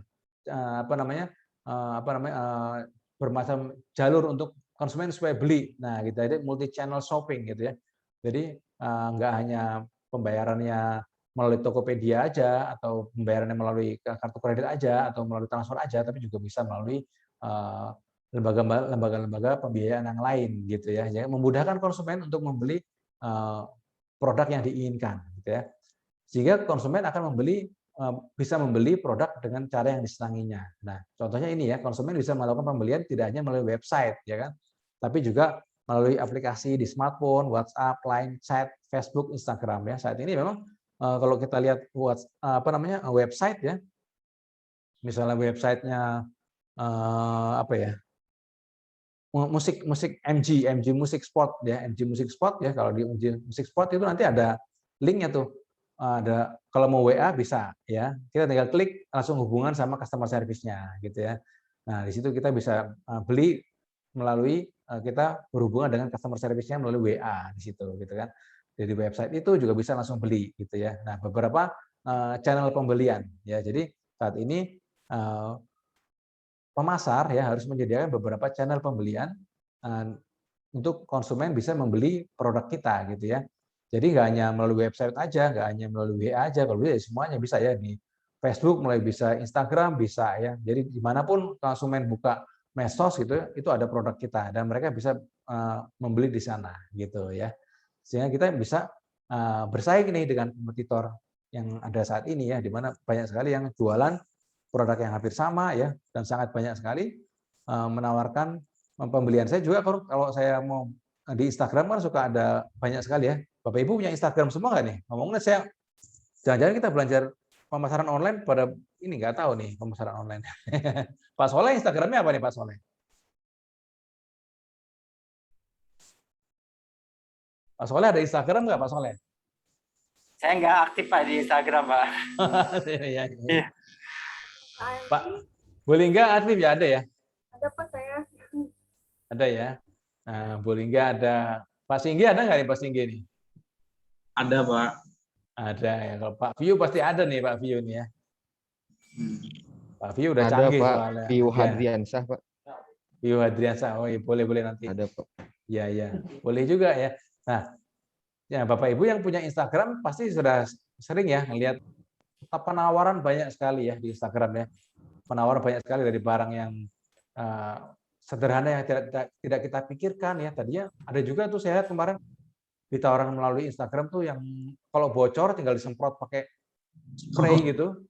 Itu terus ketutup katanya jadi nggak bocor lagi. Bener nggak itu ya? Genteng bocor disemprot jadi nggak bocor gitu ya. Ada rembes-rembes disemprot jadi nggak rembes lagi gitu. Terus ada juga yang sediain kayak stiker anti air gitu ya. Jadi iklannya itu kayak toren gitu, toren air bocor ditempelin stiker gitu, tempelin stiker langsung nggak bocor lagi. Nah, itu macam-macam untuk produk yang ditawarkan, sampai juga sarung jok ya, sarung mobil ya, banyak sekali ya ditawarkan di Instagram. Nah, itu kadang saya tertarik ya, saya klik tuh, itu saya pernah beli yang anti rayap ya, spray anti rayap. Spray anti rayap saya klik di link bio gitu kan, di situ ternyata cuman ada WA-nya aja di situ. Ya udah, akhirnya saya tanya ke WA-nya itu apakah bisa transaksi lewat Tokopedia. Nah, dia bilang, "Oh, bisa Kak." Dia bilang, "Ada Tokopedia nih, channel linknya ini." Nah, baru setelah itu saya baru mau transaksi. Tapi kalau misalnya dia tidak ada Tokopedia-nya, dia hanya WA, ada juga yang saya pernah mau beli, dia tidak ada channel Tokopedia-nya. Jadi link WA dia suruh transfer. Nah, itu saya nggak mau gitu ya. Nah, itu beberapa konsumen yang memang tidak nyaman melakukan transaksi langsung transfer, apalagi ke orang-orang yang tidak dipercaya, yang belum pernah melakukan transaksi sebelumnya gitu ya. Karena banyak penipuan ya Bapak Ibu, hati-hati ya. Tapi kalau memang kita sudah dikenal ya, kita di Instagram juga aktif misalnya gitu kan, produk kita aktif, toko kita ya memang sudah dikenal, udah banyak followernya ya, sehingga akan membuat konsumen itu percaya untuk transfer uang ya. Tapi ada juga yang model konsumen yang maunya melalui Tokopedia, mereka merasa lebih aman ya. Karena apa? Karena kalau Tokopedia kita tidak puas terhadap barang itu, kita bisa mengajukan komplain, sehingga pemasar itu, penjual itu nggak dibayar, Bapak Ibu, nggak dibayar sampai urusannya selesai kayak gitu. Nah, itu ya Bapak Ibu ya. Sehingga di sini di zaman serba online, pemasaran online saat ini ya, itu sebagai pemasar juga harus mengetahui perilaku konsumen saat ini, lebih sensitif, lebih selektif gitu ya. Nggak hanya sensitif ya, tapi selektif ya. Ada teman saya ya, punya toko ya, tokonya itu kebetulan dia memang banyak ya, pembelinya banyak. Dia responsnya di chat kan sama calon pembeli, dia responnya agak lama gitu. Dimarahin dong sama sama pembelinya, dia cerita gitu kan. Pembelinya bilang, "Ini jualan main-main ya gitu. Saya chatting dari tadi, saya butuh barang, kok nggak dibalas-balas," kayak gitu, misalnya seperti itu. Nah, apakah ini mau nipu atau bagaimana gitu-gitulah, pokoknya dimaki-maki sama konsumennya gitu ya. Padahal karena saking banyaknya pesanan dia itu ya, karena dia sudah masuk level, kalau di online gitu ya, e-commerce tuh ada levelnya, ada level pro, apa level apa gitu ya. Dia udah level tinggi padahal maksudnya udah terjamin sebenarnya tokonya, tapi karena saking banyaknya pembelinya, dia sibuk ngemas-ngemas barang, dia lupa balasin chat dari calon pembeli, dimaki-maki Bapak Ibu ya gitu ya. Nah, itu yang harus disadari juga oleh pemasar ya saat ini, karena sekarang ini konsumen tidak hanya selektif tapi sensitif, Bapak Ibu ya, sensitif ya terhadap apa namanya terhadap pemasarnya. Jadi harus sebagai kita sebagai pemasar harus lebih cerdik lagi, produsen harus lebih cerdik lagi memahami konsumen zaman now ya, konsumen yang serba ini serba mau yang serba cepat ya, maunya serba dilayani serba cepat, maunya aman ya, dan memiliki banyak fitur-fitur yang dapat memenuhi kebutuhan mereka gitu ya Bapak Ibu. Nah, perubahan perilaku konsumen saat ini adalah dari offline ke online ya, karena sekarang ini lebih konsumen lebih berani ya transaksi online. Mungkin dulu nggak berani ya. Saya juga dulu transaksi online nggak berani ya sebelum pandemi ya Bapak Ibu. Sebelum pandemi saya nggak berani kalau online ya. Pokoknya kalau ada tokonya saya mau ke tokonya gitu dulu itu kalau belanja ya. Lebih baik saya ke tokonya. Nah, tapi sekarang karena sejak pandemi ini ya tadinya kita nggak berani, akhirnya kita berani transaksi online ya. Kemudian juga perubahan perilaku konsumen adalah saat ini mencari rekomendasi di media sosial. Terus yang keempat, free ongkir dan diskon paling diminati. Ya, ayo siapa Bapak Ibu di sini yang kalau free ongkir dan diskon paling dicari ya. Ya, kalau ada free ongkir cari, oh yang ini nggak free ongkir nih. Nggak jadi yang toko B free ongkir. Nah, baru dibeli gitu ya. Nah, kemudian iklan memberikan dorongan konsumen untuk berbelanja. Nah, ini ya perubahan perilaku konsumen. Nah, kemudian dalam selain kita memahami perilaku konsumen kita, juga kita harus paham juga etika komunikasi kita dalam berbisnis online ya. Di mana sebelum merintis usaha yang berbasis internet, kita sebagai pemasar nih harus paham tentang etika komunikasi dalam bisnis online ya. Karena sangat penting di mana kita tidak berinteraksi secara langsung ya. Sehingga sebagai penjual seorang harus mampu memberikan servis yang baik untuk meyakinkan konsumen atas kualitas dan keaslian produk yang dijual ya. Jadi harus meyakinkan konsumen ini bahwa produknya ini asli gitu ya. Misalnya kalau alat musik itu biasanya ada nomor serinya Bapak Ibu ya, nomor seri gitu ya. Bapak Ibu misalnya beli gitar gitu ya. Gitar yang asli ya, misalnya ada gitar asli itu ada nomor serinya ya. Kalau nggak ada nomor serinya biasanya palsu tuh Bapak Ibu ya. Biasanya palsu. Jadi harus meyakinkan konsumen bahwa yang dijual itu adalah produk asli gitu ya. Dan seorang penjual juga harus menunjukkan etika yang baik seperti bersikap ramah, ya, membalas pertanyaan dan menyapa pembeli dengan sopan. Nah ini juga penting sekali ya etikanya bahwa dia jualan juga harus siap untuk membalas chatting-chatting atau pertanyaan-pertanyaan dari konsumennya dengan sopan. Ya meskipun tadi teman saya itu dimaki-maki sama konsumennya, dia tetap membalasnya sopan. Oh, mohon maaf Kak, katanya gitu kan. Kami sedang ini gitu, sedang sibuk packing barang pesanan sehingga tidak sempat ngelihat chat. Nah, baru ini saya bisa balas chat, misalnya begitu. Nah, itu harus sopan ya. Sehingga jangan sampai mereka marah-marah, kita marah-marah juga sebagai pemasar gitu ya. Dan kemudian jangan menjelekkan produk orang lain ya. Jangan sampai kita di chatting itu ya, di chatting itu kita bilang produk kita bagus nih Kak. Jangan tidak seperti produknya si ini yang dijual di sini. Mereka tuh palsu kayak gitu. Nah, itu juga tidak boleh. Itu adalah etika komunikasi dalam berbisnis online. Itu ya Bapak Ibu. Seringkali apa yang ditampilkan online shop berbeda dengan produk aslinya. Ya, ini atau tidak sesuai dengan harapan. Nah, ini ya. Saya juga pernah beli mainan ya, main anak-anak ya, Batman ya, Batmanan gitu ya, Bapak Ibu. Batman-nya ini saya beli di satu e-commerce yang terkenal ya, terkenal e-commerce terkenal gitu ya. Batman-nya ini bagus sekali Bapak Ibu ya. Di fotonya itu bagus sekali ya. Bagus sekali dan tapi harganya kok murah, murah banget gitu ya. Murah banget. Akhirnya saya beli itu waktu belum pandemi Bapak Ibu ya, belum pandemi. Harganya murah. Harganya murah ya Bapak Ibu, harganya murah, tapi kok kualitasnya bagus. Nah, saya beli, ternyata pas sampai itu tidak sama. Batman-nya itu mukanya lucu, gitu ya. Batman-nya itu bukan muka Batman, tapi kayak Batmanan ya. Jadi memang palsu gitu kan. Tapi karena harganya murah ya, ya akhirnya kita kembali ke saya akhirnya sadar diri gitu kan. Saya akhirnya sadar diri. Ya ada barang saya belinya barang murah kok, masa saya mau yang asli gitu, maunya yang keren. Ya memang meskipun itu sebenarnya nggak boleh gitu, maksudnya pemasar nggak boleh seperti itu terhadap saya. Cuman akhirnya saya juga sebagai konsumen karena saya juga keluar duit yang nggak seberapa gitu ya. ya udah akhirnya saya terima gitu ya. Tapi seharusnya nggak boleh seperti itu ya. Pemasar itu nggak boleh menjual barang yang tidak sesuai dengan produk aslinya gitu ya. Nah, kadang-kadang mereka juga jualan misalnya nasi box gitu ya. Nah, kalau kita jualan nasi box, misal lengkap nih ada ayamnya gitu. Nasi box ayam bakar. Isinya ayam bakar, tahu, tempe, lalapan, sayur, sambal, sayur asam, sambal gitu ya, komplit gitu kan. Nah, akhirnya konsumen tertarik nih beli satu lusin, misalnya beli 12 box gitu kan. Pada saat nyampe ternyata isinya cuma ayam sama sambal aja gitu. Nah, tidak ada tahunya, tidak ada tempe, tidak ada sayurnya.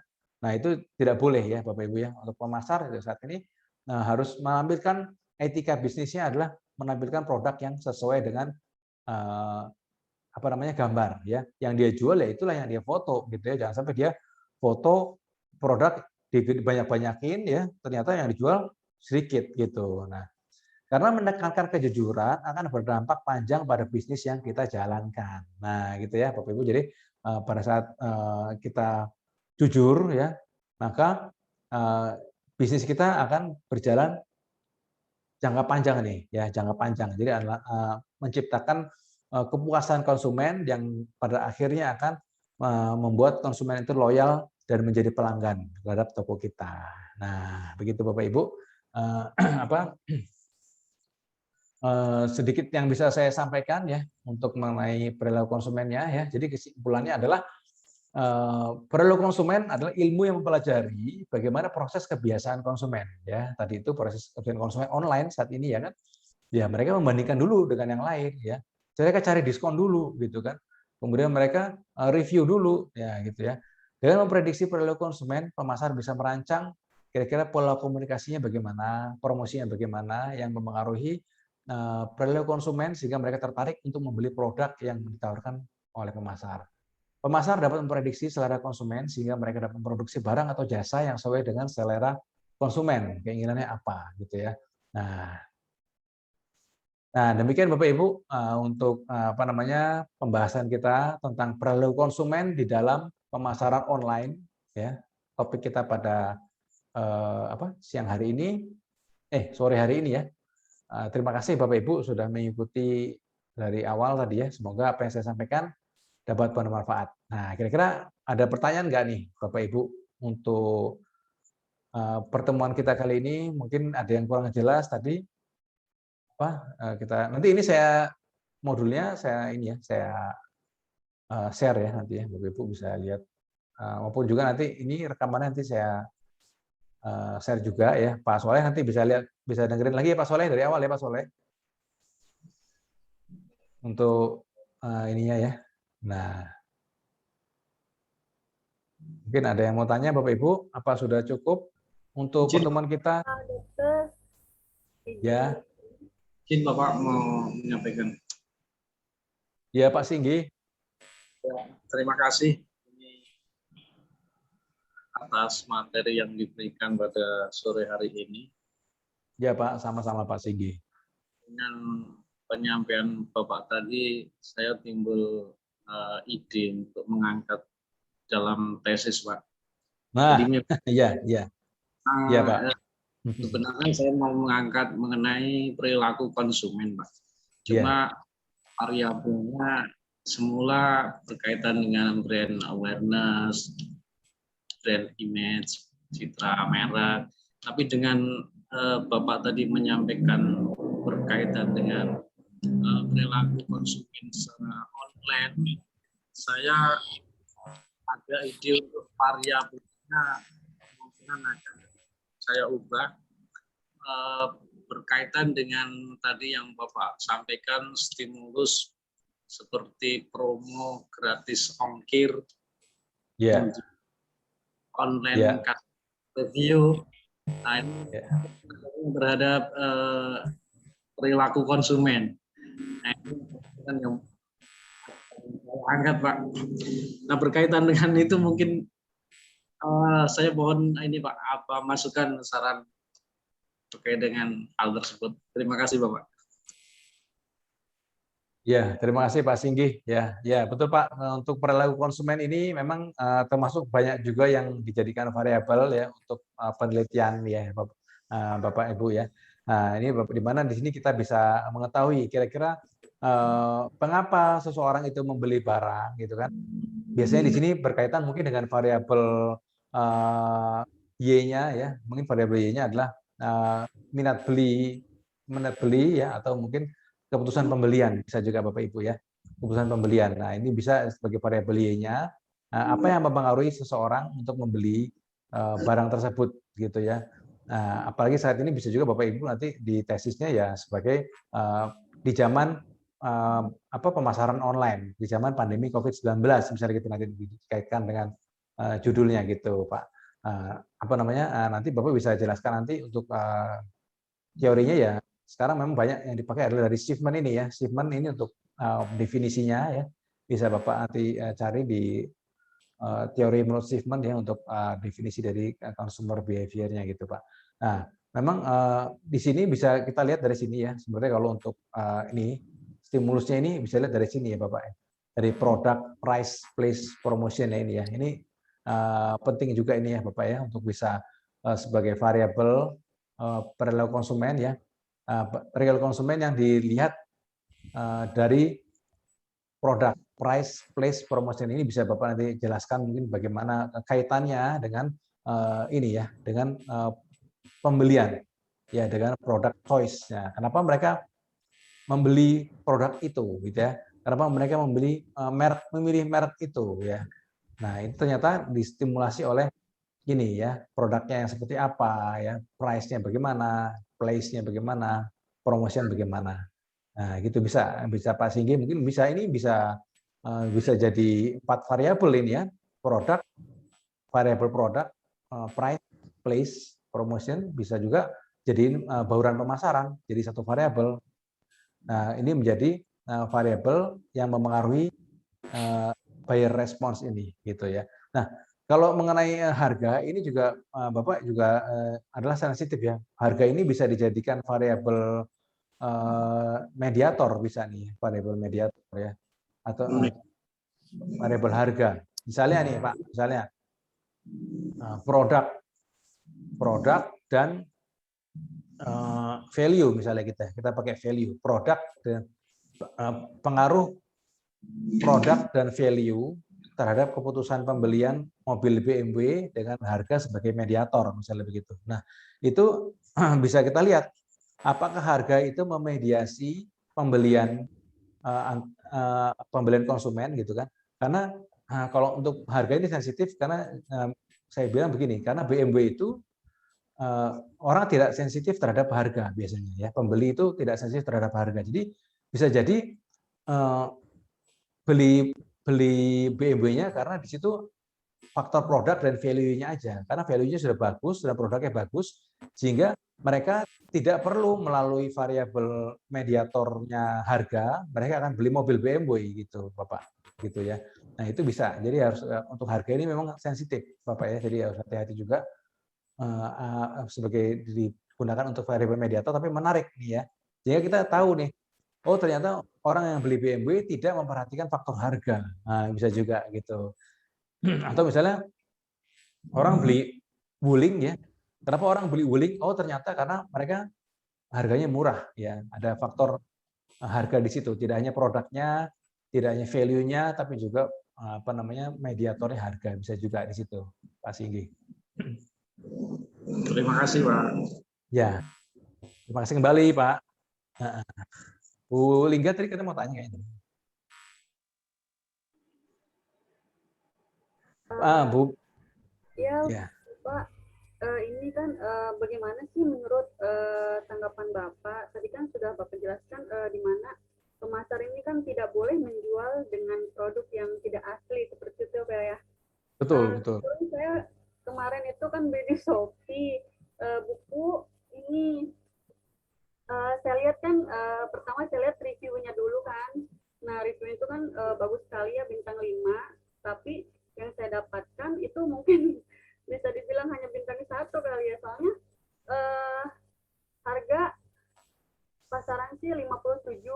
Terus tapi yang saya dapatkan ini kayaknya tidak sesuai gitu Pak. Itu gimana Pak? Terus dalamnya ini kayaknya udah dirobek-robek, kayaknya buku bekas seperti itu. Bagaimana menurut pendapat Bapak ini? Ya, kalau menurut saya Ibu harusnya dicek dulu Bu, ya kira-kira ini bukunya itu buku baru ya kan, atau buku bekas ya. Kalau misalnya memang ternyata buku bekas ya kita mau bagaimana ya? Ya kita harus tanya dulu kalau yang barang bekas itu tanya dulu ke ke penjualnya, kira-kira minusnya apa nih, gitu kan? Apakah komplit apa tidak bukunya, halaman-halamannya gitu kan? Ada ini enggak, ada kerusakan-kerusakan enggak gitu kan? Nah, istilahnya ada scratch-nya enggak, ada dingnya enggak gitu ya. Kalau misalnya di barang-barang itu harus Ibu harusnya ditanya dulu lebih detail karena barangnya bekas gitu ya. Tapi kalau di situ barangnya baru, berarti itu penipuan tuh. Jadi kalau menurut saya kalau seperti itu ya bagi sobek dan segala macam, kalau sobek itu ya menurut saya dikembalikan lagi ya. Seperti saya kemarin beli Baby Alive, saya kembalikan lagi Bu. Karena nggak sesuai sama iklannya gitu kan, nggak sesuai sama iklannya. Nah itu Bu gitu. Nah tapi kalau misalnya ternyata barang yang memang kita sudah tahu ya memang barang bekas dan apa namanya ya udah kita terima gitu karena harganya memang murah gitu Bu. Tapi kalau harganya kita beli memang mahal dan menurut kita tidak worth it ya dengan harga segitu ya kita bisa melakukan komplain gitu Bu. Gitu. Kayak saya kemarin beli Batman ya, ya udah akhirnya saya terima gitu karena memang harganya murah. Dapat Batman yang KW gitu kan, Batmanan gitu yang KW-KW-an gitu, bukan Batman yang asli gitu. Tapi ya saya kasih review di situ, saya bilang itu tidak sesuai dengan foto, saya bilang. Tapi saya terima, saya bilang tidak sesuai dengan foto. Seharusnya kalau misalnya memang harganya murah ya harusnya sesuai dengan foto gitu loh. Saya bilang gitu kemarin di reviewnya gitu Bu. Gitu. Tapi tetap saya terima karena saya sadar diri juga gitu kan. Saya mau barang bagus masa bayarnya murah gitu kan. Gitu. Saya sadar diri juga akhirnya gitu, Bu.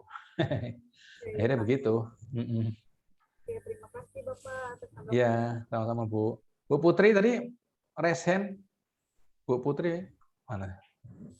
Saya Pak izin Pak bisa tanya Pak. Oh silakan Pak. Nah, Pak Soleh nih.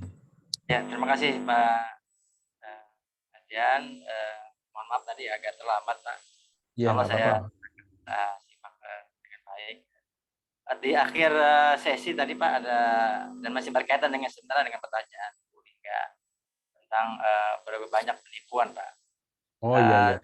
Sering terjadi di dunia digital ini Pak, bahwa yang sering yang kita alami ini kita mendapatkan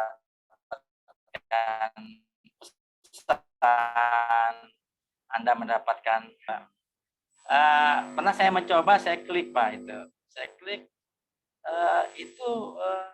bagaimana mereka meng-create seolah-olah ini hadiah resmi dan mereka menunjukkan badan hukumnya gitu Pak. Tapi catatan persyaratannya Anda harus mentransfer sekian rupiah untuk administrasi, setelah itu bla bla bla bla gitu Pak.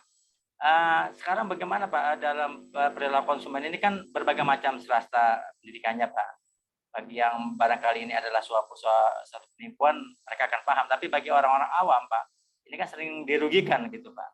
Nah bagaimana perangkat hukum Pak, perlindungan hukum bagi konsumen ini di kondisi sekarang Pak? Iya Pak. Kasih, Pak. Ya, terima kasih Pak Soleh. Memang Pak, dunia digital ini tidak menutup kemungkinan penipuan-penipuan banyak sekali ya. Maka itu kita sebagai konsumen ya memang harus cerdas ya untuk memilih atau kita harus mengetahui informasi-informasi yang kita terima ini betul atau tidak ya. Kita harus searching tadi, ya, kita cari-cari dulu, searching dulu di internet ya. Apakah betul penawaran dari orang tersebut ya itu benar adanya gitu ya.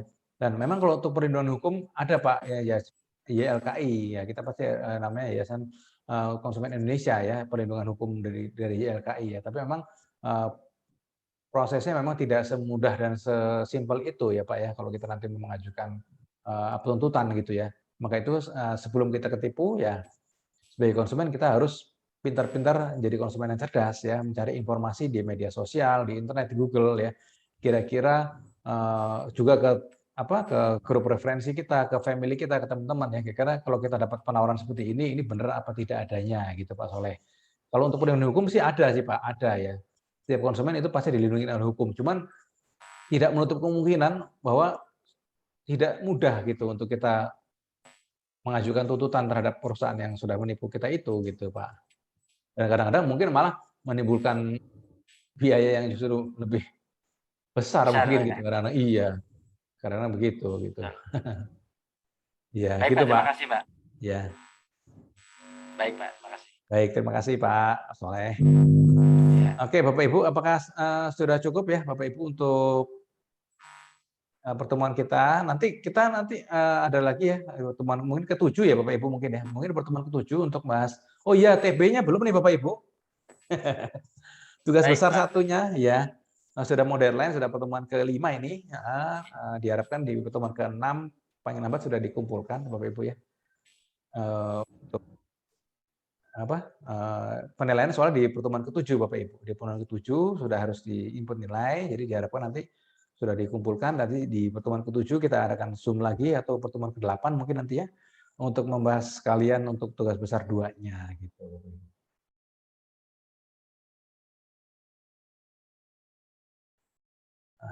Baik Bapak Ibu, kalau begitu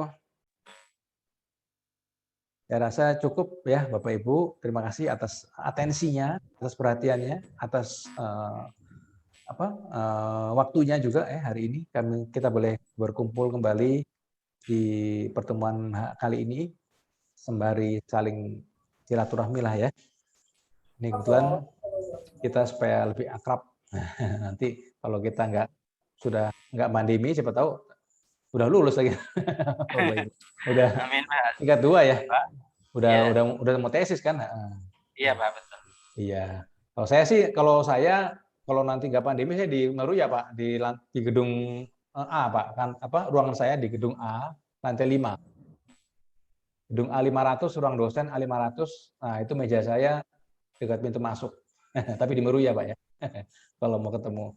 Insya Allah Pak, bisa silaturahmi nanti Pak. Ya, kapan-kapan nanti ya mungkin semester ini nggak tahu sih masih ketemu apakah bisa tatap muka atau tidak ya. Takutnya kan semester ini kita masih online terus. Semester depan ya kalau kita tidak ketemu ya kalau masih silaturahmi boleh kita ke ruangan saya. Gitu. Bukan ke ruangan saya sih, ke meja saya Pak, bukan ruangan. Satu ruangan soalnya banyak dosennya. Belum ada ruangan sendiri Pak. Gitu.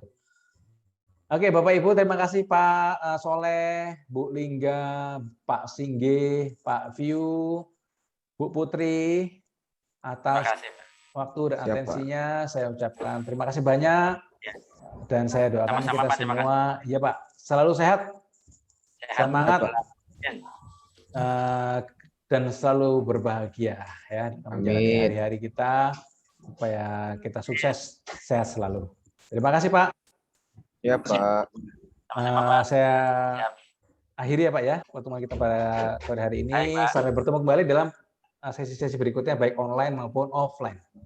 Ya. Terima kasih Pak. Ya, terima kasih Pak. Selamat sore.